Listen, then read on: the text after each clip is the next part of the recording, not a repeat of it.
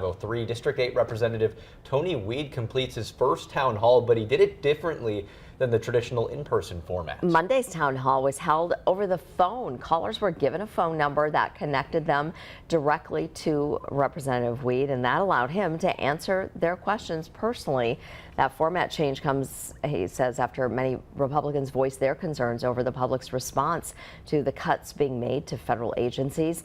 One question Wied covered was about the future of Medicare and Medicaid. He says he hopes to save both programs by rooting out wasteful federal spending. It's very important that we protect that, which is why I'm so passionate about rooting out the waste and all of the other discretionary spending. You know, 73% of our budget is in Social Security, Medicare, and Medicaid. The rest of it is discretionary. But right now, we're working hard to find, waste, fraud, and abuse in those. The congressman added there have been no cuts to Medicare identified yet.